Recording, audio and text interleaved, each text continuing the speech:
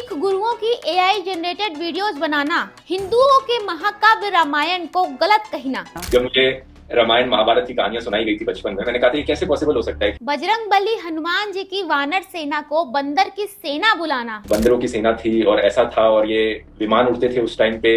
मैंने काफी लोगों से पूछने की कोशिश करी थी बचपन में भी और वो कोई सीधा जवाब नहीं देता था इस चीज। बंदरों की सेना थी, अच्छा। दोस्तों ये ध्रुव राठी, हमारा मतलब है कि ध्रुव राठी धर्म विरोधी मतलब कि मोदी मोदी करके सुख शांति से अपना खर्चा पानी चला रहे थे, लेकिन इस बार राठी जी ने गलत जगह पंगा ले लिया है। अपनी लेटेस्ट रिलीज यूट्यूब वीडियो यानी कि the Sikh warrior who terrified the Mughals में राठी ने न केवल फैकल्टी फॉल्ट बल्कि बड़े अपमानित तरीके से सिख इतिहास और उनकी भावनाओं को ठेस पहुंचाया है। सबसे पहले तो उसने वीडियो में सिख गुरुओं को एआई जनरेटेड विजुअल्स के जरिए दिखाया, जो सांस्कृतिक रूप से केवल असंवेदनशील नहीं है बल्कि सिख परंपराओं के लिए भी गहरी अपमानजनक बात है, क्योंकि सिख धर्म में गुरुओं की पवित्रता और आध्यात्मिक श्रद्धा को बनाए रखने के लिए उनके दृश्य को दिखाने से सख्त परहेज किया जाता है और ऐसी छवियों को दिखाने के लिए आर्टिफिशियल इंटेलिजेंस का उपयोग करना सीधे तौर से उन पवित्र सिद्धांतों का उल्लंघन करना होता है।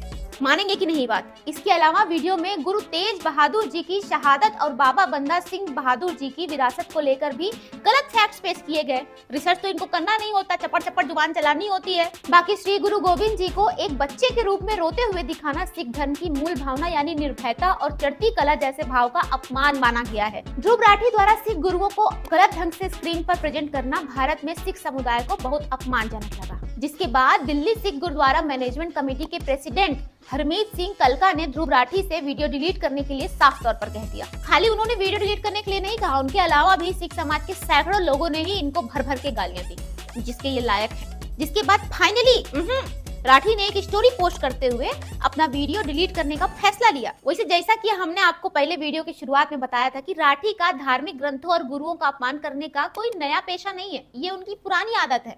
खुद को नास्तिक बताने वाले राठी भैया अक्सर हिंदू धर्म और हमारी देवी देवताओं को भी असत्य बताकर उनके खिलाफ अपमानजनक शब्दों का इस्तेमाल कर चुके हैं। ये देखिए, जहां वो हनुमान जी द्वारा संजीवनी बूटी के पहाड़ को हाथ में पकड़कर आसमान से ले जाने वाले दृश्य को भी असंभव बताते दिखे हैं। देखिए, प्रूफ के साथ बात करते हैं। जब बात करी जाती है कि भगवान हनुमान ने एक पूरी की पूरी पहाड़ी उठा ली और समुद्र पार उसे उड़ाकर ले आए, ये चीज फिजिकली पॉसिबल नहीं है, ये एक बच्चा भी समझ सकता है। जब बात करी जाती है कि भगवान हनुमान जी ने एक पूरी की पूरी पहाड़ी उठा ली और समुद्र पार उसे उड़ा कर ले आए, इसके अलावा रामायण और वीर हनुमान का अपमान करने के साथ साथ ध्रुव राठी ने भारत श्रीलंका के बीच बने राम सेतु को भी नकार दिया। श्रीलंका और इंडिया के बीच में वो रियलिटी में एग्जिस्ट करता है और वो एक डिस्कवरी चैनल में दिखाया था कि वो मैन मेड ब्रिज है। क्या एक मैन मेड चीज का एग्जिस्ट होना प्रूव करता है कि कोई कहानी असली होती है? क्या ये वो लॉजिक नहीं हो गया कि स्पाइडरमैन में न्यूयॉर्क शहर दिखाते हैं, तो न्यूयॉर्क शहर तो असली में एग्जिस्ट करता है, तो स्पाइडरमैन भी असली होगा, स्पाइडरमैन भी असली में एग्जिस्ट करता नहीं होता। रामायण के अनुसार राम सेतु को सुग्रीव वानर सेना ने श्रीलंका जाने के लिए निर्माण किया था, लेकिन राठी भैया का कहना है कि राम सेतु की वजह से श्री राम को सच मान लेना ये तो गलत है,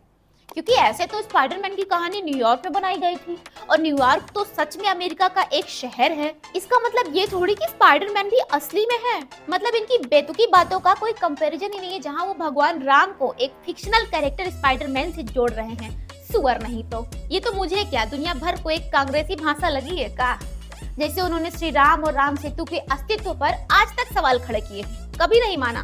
कुछ उन्हीं की भाषा को कॉपी पेस्ट करके राठी साहब भी हिंदू देवी देवताओं पर आपत्तिजनक वीडियोस बनाते रहे हैं। यहाँ एक और वीडियो देखिए जहाँ राठी जी को इस बात से दिक्कत है कि यह एक IIT ग्रेजुएट यूट्यूब इन्फ्लुएंसर कैसे हवन से एयर प्यूरिफाई करने का दावा कर सकता है। यही कारण है कि आज के दिन हमें YouTube इन्फ्लुएंसर्स भी ऐसे देखने को मिलते हैं जो IIT ग्रेजुएट्स हैं, लेकिन कहते हैं कि हवन से एयर प्यूरिफाई हो जाती है। मतलब सनातन धर्म में सदियों से चली आ रही यज्ञ जैसे ऋषि मुनि या बड़े बड़े देवी देवता शुद्धि के लिए किया करते थे, उसमें भी राठी भैया ने अपनी फिजिक्स केमिस्ट्री घुसा दी। ज्यादा पढ़ लिए हैं ये भाई, जिसने ये तक कह दिया कि श्री राम केवल हिंदुओं के लिए नहीं बल्कि इब्राहिम धर्म को भी बिलोंग करते थे, उसे किसी भी धर्म पर मुंह खोलने से पहले 10 बार सोच लेना चाहिए। इनकी जिंदगी खाली मोदी मोदी करके चलती रहती है कि जो मोदी के अगेंस्ट हैं वो इनको देखे और इनको सुने, लेकिन असली तानाशाही का स्वाद तो तब चखने को मिला जब तेलंगाना कांग्रेस सरकार के खिलाफ बनाई गई एक वीडियो को लेकर रेवंत रेड्डी की कांग्रेस सरकार ने राठी के खिलाफ एक एफआईआर दर्ज कर दी और अब सिख धर्म के खिलाफ वीडियो बनाने पर राठी को सिख समुदाय द्वारा लताड़े जाने पर अपना वीडियो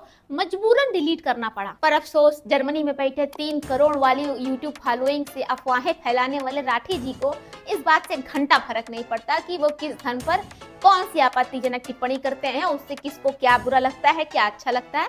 इन भैया को घंटा फर्क नहीं पड़ता। हमें उनसे पूरी उम्मीद है और इस बात पर यकीन है कि वो अपनी इस तुच्ची हरकत से कभी बाज नहीं आएंगे और आगे भी सुर्खियों में रहने के लिए धर्म के आधार पर आपत्तिजनक कंटेंट बनाते रहेंगे, फुटेज खाते रहेंगे। ठीक है, तो अगर आप भी ध्रुव भैया के फैन हैं तो क्यों हैं, हमको खाली ये जानना है। बाकी अगर आपको हमारी वीडियो बढ़िया लगी हो तो इसको लाइक, शेयर, कमेंट कर दीजिए जरा और प्लीज हमारे चैनल को सब्सक्राइब कर दीजिएगा परिवार वालों। जय हिंद।